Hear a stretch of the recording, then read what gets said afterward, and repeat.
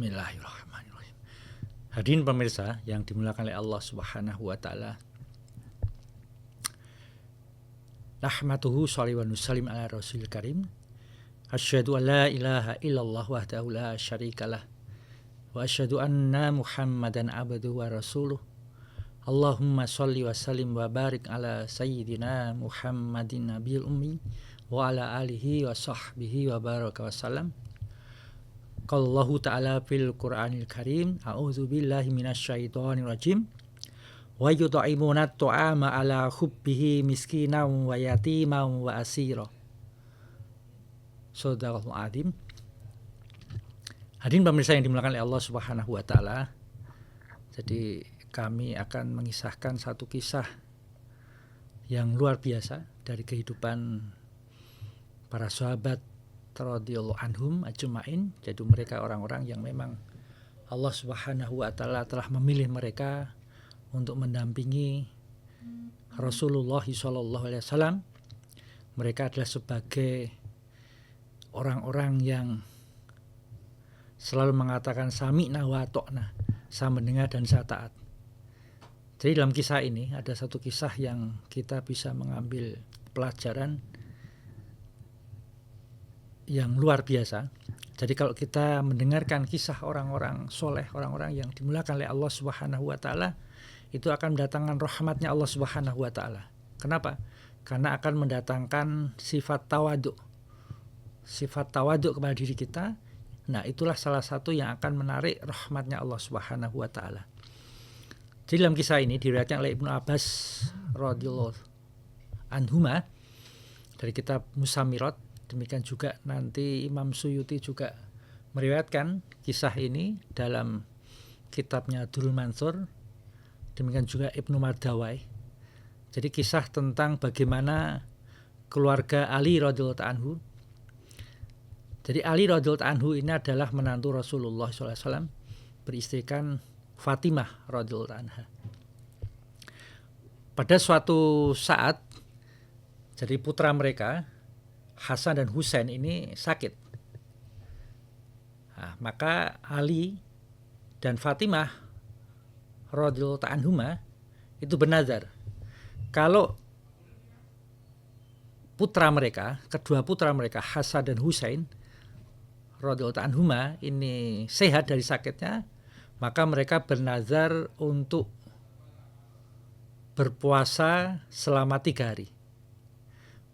Maka dengan izin Allah Subhanahu wa taala, qadarullah, maka Hasan dan Husain sembuh dari sakitnya.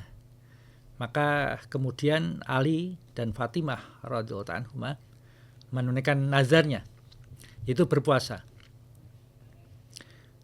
Pada hari pertama puasa mereka, jadi memang mereka tidak punya makanan, hidup dengan sangat sederhana. Kemudian Ali radhiyallahu anhu itu bekerja kepada seorang Yahudi yang namanya Som'un. Jadi dibolehkan secara syariat itu kita bekerja kepada orang yang dia non-Islam. Nah, dengan upah apa? Upahnya adalah 3 sok gandum. Jadi orang Yahudi ini punya bulu domba yang bisa dipintal. Ya. Satu hari kira-kira 1/3 pintalan. Kemudian hari kedua begitu juga, hari ketiga begitu juga. Nah, pada hari yang pertama, Fatimah ini ya memintal 1/3 pintalan dari bulu domba tersebut untuk dipintal. Jadi setelah mereka memintal, Fatimah ini jadi diambil Ali radhiyallahu anhu ke Som'un, orang Yahudi ini, dibawa pulang ya 1/3 bagian. Kemudian setelah selesai diberikan kembali kepada Som'un. Nah, mereka mendapatkan 1 sok gandum. Jadi 1 sok gandum ini kira-kira 2,75 kg. Jadi dalam mazhab Syafi'i, mazhab Hambali maupun Maliki, 1 sok gandum ini kurang lebih 2,75 kg. Sedangkan di mazhab Hanafi yaitu kurang lebih 3,8 kg. Nah, dari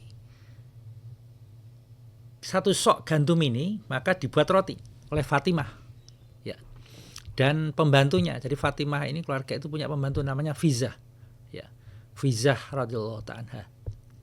Setelah dibuat roti menjadi 5 bagian. Kenapa 5 bagian? Karena ya anggota keluarganya ada 5. Jadi Ali, kemudian Fatimah, kemudian Fizah yang pembantunya, Hasan dan Husain radhiyallahu ta'ala. Nah, setelah sore hari, ya, selepas sholat maghrib secara berjamaah Ali radhiyallahu ta'ala, maka Ali ini pulang. Setelah pulang, ya, selesai sholat maghrib berjamaah, nah mereka menghadapi makanan. Nah, sebelum Ali radhiyallahu ta'ala ini memasukkan, ya, roti ini, ya, suapan roti ini ke mulutnya, nah tiba-tiba ada seorang fakir miskin, ya, di luar rumah. Jadi setelah ba'da maghrib itu ada fakir miskin yang dia mengatakan, sesungguhnya saya ini adalah seorang miskin, maka berilah makan kepada kami, semoga Allah Subhanahu wa ta'ala menggantikan makanan di surga. Nah, maka setelah mendengar apa itu permintaan dari fakir miskin tersebut, maka Ali radhiyallahu anhu bermusyawarah dengan keluarganya, yaitu dengan Fatimah. Bagaimana? Ada seorang yang peminta yang dia ini kelaparan, padahal kita juga tidak punya apa kecuali ya 5 potong roti untuk 5 orang. Maka akhirnya mereka bermusyawarah. Nah, kemudian disepakati bahwa kelima roti tersebut diberikan semuanya kepada orang miskin tersebut. Jadi mungkin ini yang beda dengan kita. Kalau kita, ya, kita berikan 1, masih ada 4 dibagi 5, nah, 4/5 bagian, begitu kan. Kalau mereka tidak, jadi ada 5 bagian roti, 5 potong roti, mereka berikan semuanya kepada orang miskin tersebut. Nah, sehingga malam itu mereka tidak jadi berbuka puasa atau iftar, tidak ada makanan sama sekali yang mereka makan kecuali hanya air putih saja. Sehingga mereka malam itu menghabiskan, ya, malamnya dengan, ya, dengan lapar karena kelima roti telah diberikan kepada orang miskin. Nah, ini baru hari pertama. Hari kedua juga berjalan sebagaimana hari yang pertama. Jadi Ali radhiyallahu anhu mengambil sepertiga pintalan bulu domba, dibawa pulang ke rumah, kemudian dipintal oleh istrinya Fatimah radhiyallahu anha. Ya. Setelah kemudian dipintal, selesai dikembalikan kepada Som'on, ya, orang Yahudi, maka mereka mendapatkan mendapatkan 1 sok gandum, ya, dari sepertiga pintalan tadi. Nah, kemudian dibagi menjadi 5, ya, dibuat roti dibagi menjadi 5 sebagaimana hari yang pertama. Nah, setelah Ali radhiyallahu anhu sholat berjamaah maghrib di masjid, mereka Ali pulang ke rumah dan sebagaimana hari yang pertama, ya, mereka menghadapi makanan, ya, roti yang akan mereka santap untuk iftar berbuka puasa, ya. Pada saat mereka akan berbuka puasa, tiba-tiba datang ada seorang yang mengetuk pintu. Nah, sesungguhnya kami adalah seorang yatim. Berikanlah makan kepada kami karena Allah Subhanahu wa ta'ala. Maka mereka pun bermusyawarah sebagaimana hari yang pertama. Akhirnya disepakati, ya, dari keluarga yang mulia ini, mereka memberikan kelima potong roti kepada anak yatim tersebut. Nah, sehingga malam kedua pun mereka, ya, menghabiskan malam mereka dengan hanya minum air putih saja, dengan tidak ada makanan. Nah, karena nazar puasanya adalah 3 hari, jadi nazarnya adalah wajib, ya, hukumnya harus ditunaikan. Nah, hari ketiga pun demikian juga. Jadi hari yang terakhir untuk menunaikan nazar puasa mereka, Ali dan Fatimah radhiyallahu anhuma. Nah, setelah Ali radhiyallahu anhu sebagaimana 2 hari yang sebelumnya mengambil bulu domba untuk dipintal, nah mereka mendapatkan juga sebagian hari yang pertama dan kedua yaitu 1 sok gandum. Nah, dibuatlah roti sebagaimana hari-hari yang sebelumnya. Nah, setelah mereka akan menyantap roti yang telah dibuat ya oleh Fatimah radhiyallahu anha sebagaimana hari yang sebelumnya, nah tiba-tiba datang seorang tawanan. Jadi pemirsa yang dimuliakan oleh Allah Subhanahu wa taala, jadi tawanan waktu itu adalah biasanya kebanyakan adalah orang yang non muslim. Nah, akhirnya keluarga ini bermusyawarah untuk memberikan roti tersebut padahal dia bukan seorang muslim. Inilah ketinggian akhlak yang diajarkan oleh Rasulullah SAW untuk berbuat baik kepada siapa saja, baik kepada Islam, kepada seorang muslim maupun kepada orang yang non muslim, untuk memberikan apa yang dia punyai. Jadi mereka inilah sebetulnya orang-orang yang telah Allah Subhanahu wa taala dalam riwayat yang lainnya yaitu wa yu'thiruna ala anfusihim walau kana bihim khassasah. Jadi mereka ini walaupun mereka ini para sahabat punya sifat itsar. Itsar itu apa? Mendahulukan kepentingan orang lain pada saat mereka membutuhkan. Inilah sifat yang mulia yang ada pada diri para sahabat radhiyallahu anhum. Jadi mereka memberikan apa yang mereka cintai, ya, apa yang mereka butuhkan itu karena Allah Subhanahu wa taala kepada orang lain, baik orang lain itu muslim ataupun bukan. Nah, hadirin pemirsa yang dimuliakan oleh Allah Subhanahu wa taala. Nah, kemudian kisah tadi selanjutnya adalah setelah mereka menyelesaikan ya 3 hari puasa, jadi satu rumah nih. Kalau memang yang nazar kan yang nazar adalah Ali dan Fatimah radhiyallahu anhuma. Tetapi karena makanan diberikan semuanya, itu pembantunya Fizah maupun Hasan Husain selama 3 hari ini tidak ada makanan yang mereka makan. Nah, pada hari yang keempat, walaupun mereka tidak berpuasa, ya sudah selesai nazar puasanya, tetapi karena 3 hari tidak makan, maka kondisinya lapar, kondisi lemah. Maka Ali radhiyallahu anhu mengajak Hasan dan Husain ya radhiyallahu anhuma menjenguk kepada kakeknya yaitu Rasulullah sallallahu alaihi wasallam. Maka kemudian Rasulullah SAW memeluk cucunya yang dalam kondisi keadaan lemah, dalam kondisi keadaan 3 hari tidak makan.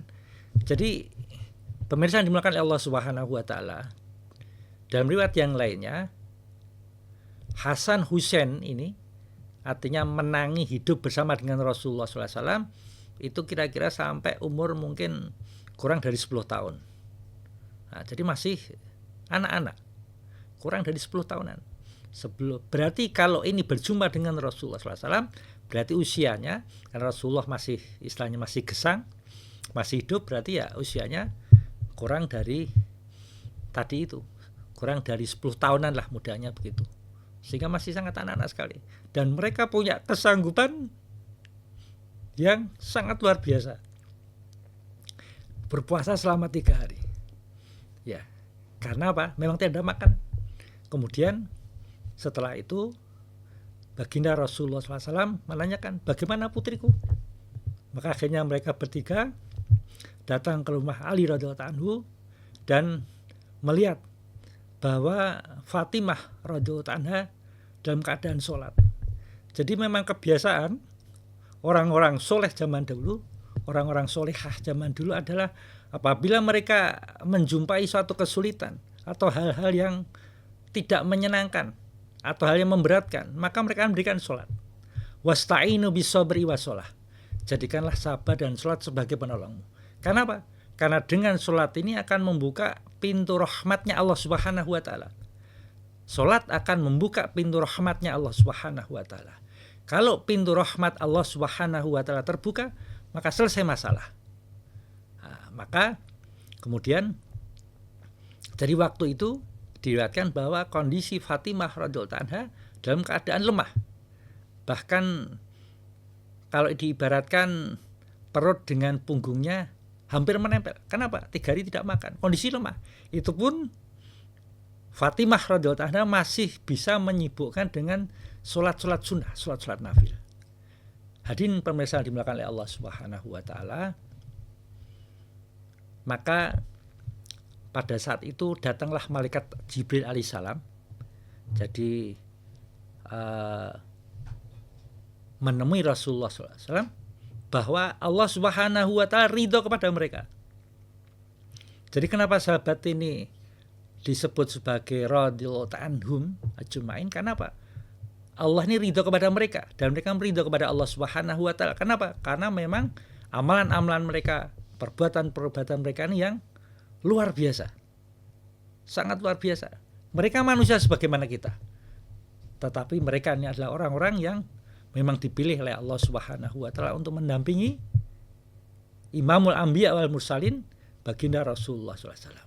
Maka malaikat Jibril telah memberikan salam telah memberikan kabar gembira bahwa Allah ini ridho kepada mereka, dan dengan sebab kisah inilah telah Allah Subhanahu wa taala turunkan yaitu wahyu dalam Quran surat Ad-Dahr ayat 8, yaitu wa yut'imuna at-ta'ama ala hubbihi miskina wa yatima wa asira. Dan mereka memberikan makanan yang disukainya kepada seorang miskin, anak yatim, dan orang yang ditawan demi cintanya kepada Allah Subhanahu wa taala. Jadi ini suatu kisah yang walaupun kita ini mendengar kisah ini berkali-kali, tetapi saya punya pengalaman sendiri, walaupun kita baca kisah ini berkali-kali tetap akan sangat mengesankan pada kita. Karena mungkin juga sudah kita tidak jumpai orang di zaman sekarang ini sebagaimana kisah tersebut. Inilah Ali radhiyallahu anhu yang nanti menjadi khalifah yang keempat, pemimpin. Kalau kita punya pemimpin sebagaimana akhlaknya, sebagaimana kasih sayangnya kepada umat, sebagaimana Ali radhiyallahu anhu, maka betapa umat ini akan baldatun thayyibatun wa rabbun ghafur. Akan terjadi kemakmuran di mana-mana. Jadi banyak sisi yang kita bisa mengambil pelajaran daripada kisah ini, dan walaupun kita baca berulang-ulang, kita tidak akan bosan mendengarnya, karena begitu mengesankan kisah ini kepada kita semua yang mendengarkan. Jadi insya Allah itu yang bisa kami sampaikan. Semoga kita bisa mengambil manfaat, semoga kita bisa menjadikan ini sebagai ibrah pelajaran, dan insya Allah untuk kedepannya kita masih akan berjumpa lagi pada sesi-sesi yang berikutnya. Insya Allah itu ada baik dan benarnya semata-mata dari Allah Subhanahu wa taala. Ada salah dan kurangnya mohon dimaafkan. Subhanakallahumma wa bihamdika asyhadu an la ilaha illa anta astaghfiruka wa atubu ilaik. Subhana rabbika rabbil izzati amma yasifun. Wassalamun alal mursalin walhamdulillahi rabbil alamin. Wassalamu alaikum warahmatullahi wabarakatuh.